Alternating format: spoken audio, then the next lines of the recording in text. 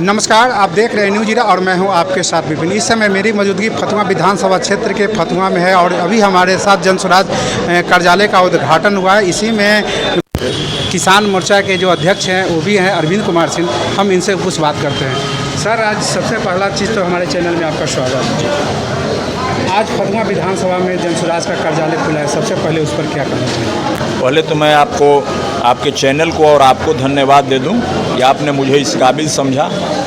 देखिए, कार्यालय विधिवत लोकतंत्र में चुनावी महापर्व का शासन के बाद का कार्य होता है, जो महत्वपूर्ण होता है, जहां जनता बैठकर संवाद कर सके, अपनी बातों को रख सके, उनके निराकरण के उपाय खोज सके। यहाँ पर आप जन स्वराज में आए हैं, इस बार देखा जा रहा है कि इस बार जन स्वराज का क्या पोजीशन है, अभी क्या लगता है?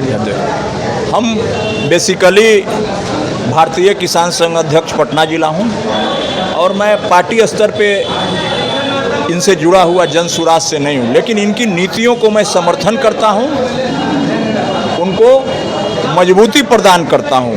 मैं 77 से देख रहा हूँ, छोटा था और जब 14 रुपये करुआ तेल यह देखो इंदिरा का खेल, उस समय से नारा श्याम सुंदर गुप्ता कलकत्ता के मेयर थे और यहाँ से चुनाव जीते।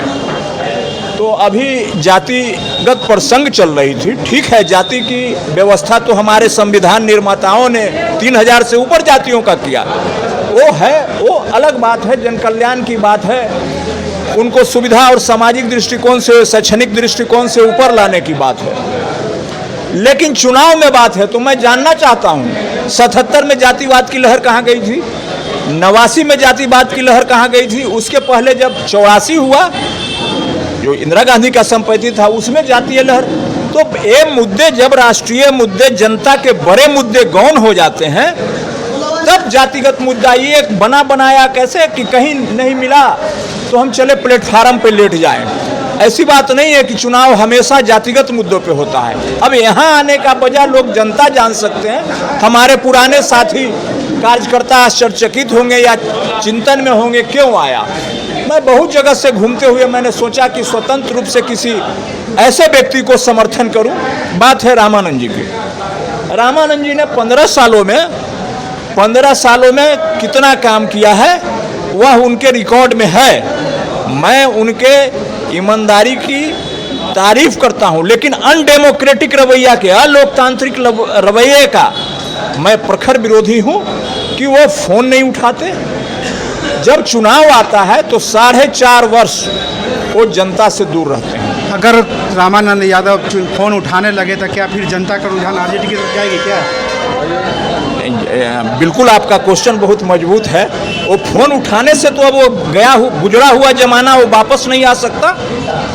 गुजरा हुआ जो समय चला गया मेरा, उनके साथ काम करते किसानों मजदूरों के ऊपर कोई काम नहीं हुआ। अभी देखिए, एक बहुत बड़ा हलचल है, वो हमारे प्रतिनिधि हैं।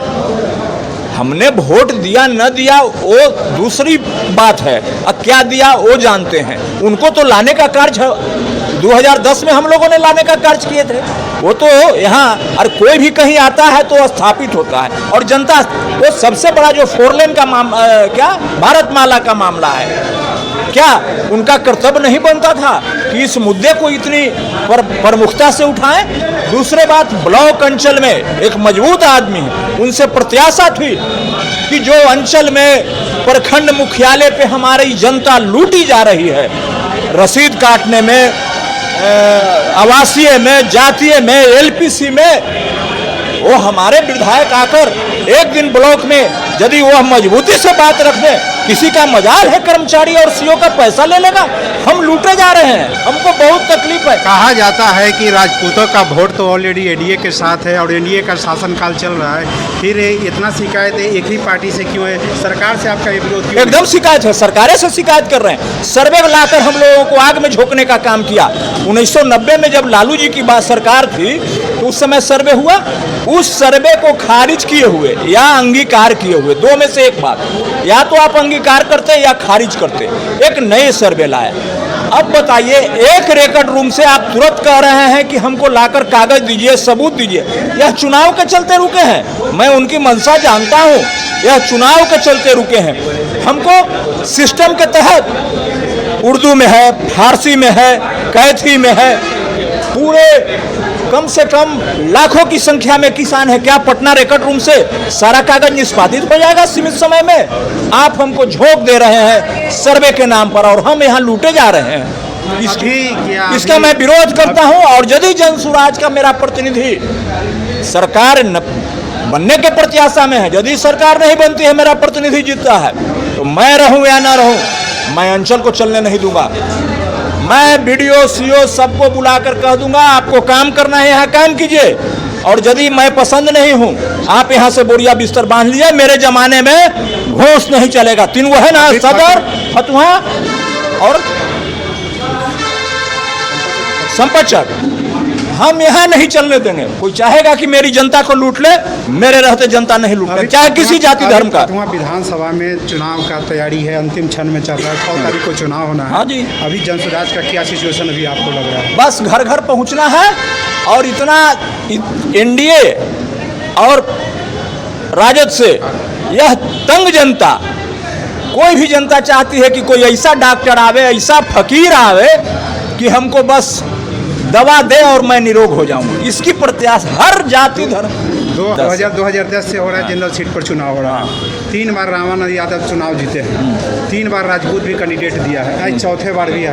तो 3 बार जब राजपूत नहीं जीता है तो चौथे बार में किस आधार पर आप करें कि यहाँ से राजू चुनाव जीतेंगे? हम घोड़ा बदले हुए हैं रेस में, हम उसी घोड़ा पर सवारी नहीं कर रहे हैं कि यह नहीं जीते, यह घोड़ा रेस में नहीं चला तो इस घोड़ा को हम दूसरा घोड़ा लाए हैं जो रेस में निकले। इस बार क्या एकदम कंफर्म है कि राजू मुखिया चुनाव निकालेंगे?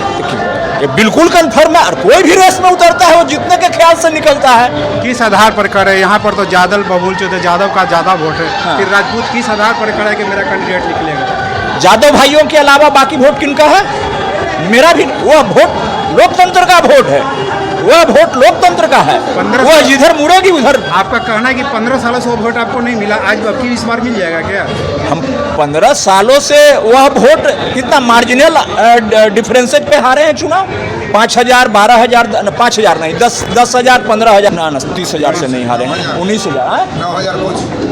अब वो आंकड़ा मुझे जब तक कोई कंफर्म है, लेकिन वो लगता है 15 से 19 तक का वो अच्छा, आंकड़ा एक होगा। सवाल, लास्ट सवाल बताइए कि अभी हाल ही में देखा गया कि क्षत्रिय समाज में एक बैठक होता है। बैठक इसलिए होता है कि एनडीए प्रत्याशी राजपूत को नहीं टिकट दिया है, इस बार इसका विरोध करेंगे। तो यहाँ पर एनडीए आप लोग का क्या? हम अपने घोड़ा को निकालने के, हम मछली कहाँ के, हम अपने घोड़ा के निकालने के चक्कर में कि मेरा घोड़ा रेस में नंबर 1 हो। क्या इससे कौन पीछे रह जाते हैं? तब तो हम पीछे मुड़ के देखेंगे तो हम तो 2 कदम पीछे रह जाएंगे। अगर आप मीटिंग कर सकते हैं तो क्या ज्यादा लोग बिल्कुल। क्या मैं यादव महासभा का लीडर हूँ? उसमें कोई नहीं जाता है।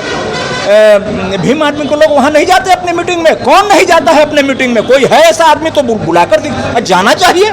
आखिर वहाँ भी इंसान है, उनकी भी समस्याएं हैं। सब लोग मिलकर ही गुलदस्ता बनता है, सारे फूलों को मिलाकर गुलदस्ता बनाया जाता है। अच्छा, अगर राजू जी चुनाव जीतते हैं तो मार्जिन कितना का हो सकता है? नहीं, इन बातों पर वो क्या उसको हाइपोथेटिक बातों पर मैं विश्वास नहीं करता। मैं परीक्षा दे रहा हूँ, बहुत मन से परीक्षा दे रहा हूँ, कॉपी पूरा लिखूंगा और आसान्वित बातों का मैं उत्तर।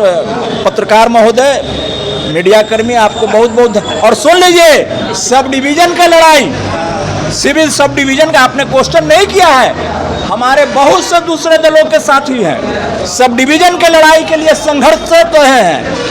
यदि संजोग से मतदाता मालिक और लोगों की कृपा हुई और चुनाव में जीतता हूं तो आदरपूर्वक सभी सम्मानित साथियों को मिलाकर, और जो भी कदम होगा, हमको जेल भी जाना पड़े या कोई कुर्बानी देनी पड़े, हम फतुहा को फतुहा, जीते फतुहा, मरते फतुहा, मतदाता मालिक जिंदाबाद। बहुत बहुत धन्यवाद।